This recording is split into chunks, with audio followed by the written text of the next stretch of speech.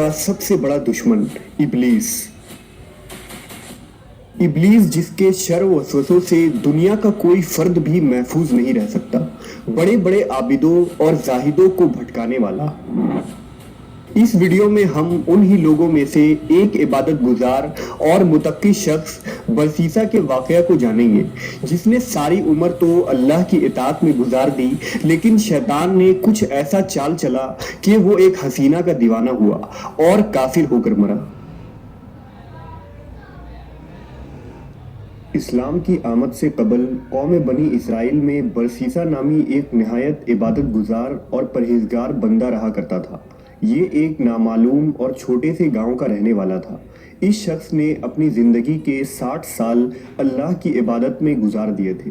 سارے علاقے میں برسیسا کو عزت و احترام کی نگاہ سے دیکھا جاتا تھا۔ ایک مرتبہ برسیسا کے گاؤں کے 3 نوجوانوں کو جنگ پر جانے کی نوبت پیش آئی۔ ان تینوں کی ایک جوان اور خوبصورت بہن بھی تھی، لہٰذا وہ اپنی بہن کو اکیلے چھوڑ کر جانے پر رضامند نہ تھے۔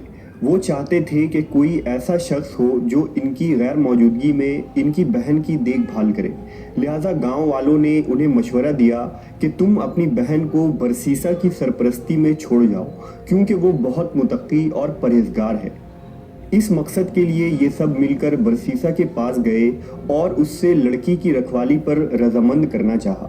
برسیسا نے یہ سارا ماجرا سن کر اپنی عبادت میں خلل اور دیگر پریشانیوں کے سبب انہیں انکار کر دیا، لیکن اس موقع پر شیطان نے برسیسا کے دل میں پہلا وسوسہ ڈالا۔ شیطان نے برسیسا کی نرم دلی سے فائدہ اٹھاتے ہوئے اسے سرگوشی کی کہ اگر یہ لوگ تمہاری طرح کوئی نیک آدمی نہ ڈھونڈ سکے اور اس لڑکی کو کسی غلط آدمی کے پاس چھوڑ گئے تو اس لڑکی کی زندگی خراب ہو سکتی ہے اور تم بھی اس میں برابر کے ذمہ دار ہوگے۔ برسیسا شیطان کے اس وسوسے میں آ گیا اور اگلے ہی دن اس نے ان 3 نوجوانوں سے ان کی بہن کی رکھوالی کی ذمہ داری قبول کر لی۔ اب وہ نوجوان لڑکی برسیسا کی عبادت گاہ کے سامنے والے گھر میں رہنے لگی۔ شروعات میں برسیسا کھانے پینے اور دیگر ضروریات کی چیزیں اپنی عبادت گاہ کے باہر رکھ دیا کرتا اور وہ لڑکی یہ چیزیں اٹھا کر لے جاتی۔ ایک دن شیطان واپس آیا اور اس نے برسیسا کے دل میں یہ خیال ڈالا کہ کیوں نہ تم کھانے پینے کی چیزیں لڑکی کے گھر کے دروازے کے باہر رکھ دیا کرو، اس طرح اسے خود چل کر تمہاری عبادت گاہ تک نہ آنا پڑے گا اور وہ لوگوں کی نگاہ سے بھی محفوظ رہے گی۔ برسیسا اس بات پر راضی ہو گیا اور کھانا پینا اس لڑکی کے گھر کے دروازے کے باہر رکھنا شروع کر دیا۔ کچھ دن بعد شیطان دوبارہ برسیسا کے پاس آیا اور اسے کہا کیوں نہ تم یہ کھانا اس لڑکی کے گھر کے اندر رکھاؤ، چونکہ اس طرح وہ دروازہ کھولنے اور گھر سے باہر نکلنے کی زحمت سے بچ جائے گی اور کسی انسان کی نظر میں آنے سے بھی بچی رہے گی۔ برسیسا کو شیطان کی یہ بات بھی بہت بھلی محسوس ہوئی اور اس نے کھانا پینا اس لڑکی کے گھر کے اندر رکھنا شروع کر دیا۔ کچھ عرصہ گزرا تو شیطان دوبارہ واپس آیا۔ اس بار شیطان نے برسیسا سے کہا کہ وہ لڑکی دن رات اکیلی رہتی ہے، کہیں تنہائی سے اکتا کر بیمار نہ ہو جائے، تمہیں چاہیے کہ تم کبھی کبھی اس سے بات چیت کر لیا کرو، اس طرح تم اسے عبادت کی طرف بھی راغب کرو اور نیکی کی طرف بلاؤ۔ برسیسا کو شیطان کی یہ بات بھی بہت پسند آئی اور اس نے ایک دروازے کے پیچھے سے لڑکی سے بات چیت کرنا شروع کر دی، لیکن اس طرح گفتگو کرنے کے لیے ان دونوں کو بلند آواز میں بات کرنا پڑتا اور دونوں کو کوفت ہوتی۔ اب شیطان نے برسیسا سے کہا کہ تم لڑکی کو اچھی اچھی باتیں سکھا رہے ہو اور وہ خود بھی عبادت کی طرف راغب ہو رہی ہے، تو اس میں حرج ہی کیا ہے کہ تم اس کے کمرے میں اس سے یہ باتیں بتایا کرو۔ برسیسا نے شیطان کی یہ بات بھی مان لی اور آخرکار شیطان ان دونوں کو ایک ہی چھت کے نیچے لانے میں کامیاب ہو گیا۔ کچھ دن اس طرح نیکی کی باتیں کرتے گزرے اور پھر ان دونوں کے درمیان آتش عشق بھڑکنے لگی۔ وہ نوجوان لڑکی برسیسا کو اپنی حسن ادائیں اور جلوے دکھانے کا کوئی موقع ضائع نہ کرتی، ادھر برسیسا کی نگاہیں لڑکی کے حسن سے نہ ہٹتی۔ یوں چیزیں بگڑتی چلی گئی اور یہ دونوں زنا کے عمل میں مبتلا ہو گئے۔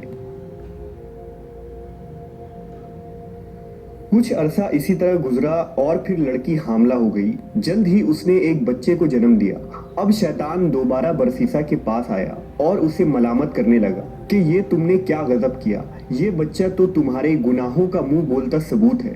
तुम इस बच्चे को कत्ल कर दो, वरना इस लड़की के भाई तुम्हें कत्ल कर देंगे।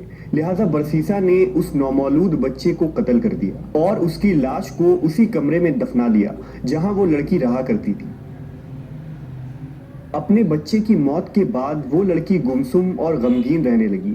लिहाजा शैतान ने दोबारा बरसीसा के दिल में ये ख्याल डाला कि तुम क्या सोचते हो कि अपने बच्चे की मौत पर ये लड़की खामोश बैठेगी, ये किसी न किसी को इस रात से जरूर आगाह करेगी। सो बरसीसा ने अब इस लड़की को भी कत्ल कर डाला और इसे उसके बच्चे के साथ दफना दिया। कुछ अरसा बाद जब उसके भाई जंग से वापस लौटे तो बरसीसा ने उन्हें बताया कि उनकी बहन बीमारी के सबब इस दुनिया से जा चुकी है। वो नाचार रोए धोए और उसके लिए दुआएं मांगी और उसकी कब्र की ज़ियारत के बाद वापस चले गए।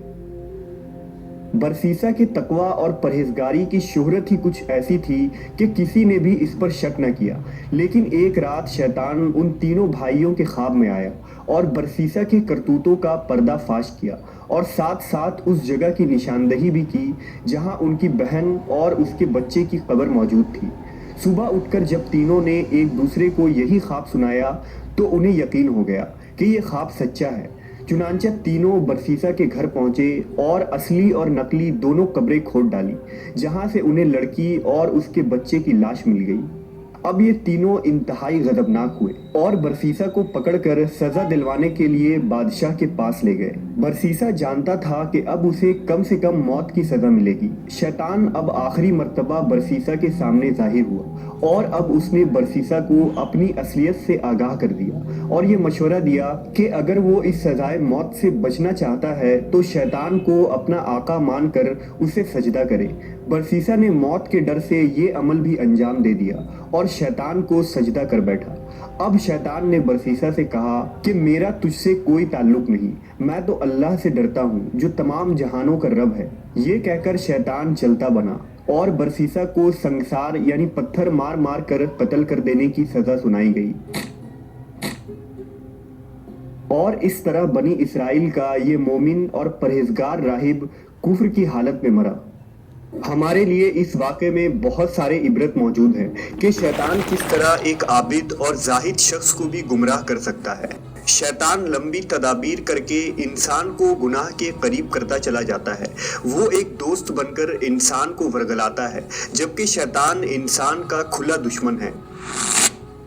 जिस तरह शैतान ने बरसीसा को गलत मशवरे दिए और अपने वादे से फिर गया, अपने गुमराह करने वालों को भी शैतान क़यामत के दिन कहेगा कि मैंने जो बोला वो झूठ था और अल्लाह का वादा सच्चा है। मेरा तुम पर कोई बस नहीं था, लेकिन तुमने मेरे झूठ पर अमल किया और गुमराह हो गए। इस वाक़े का इशारा कुरान मजीद में भी मौजूद है।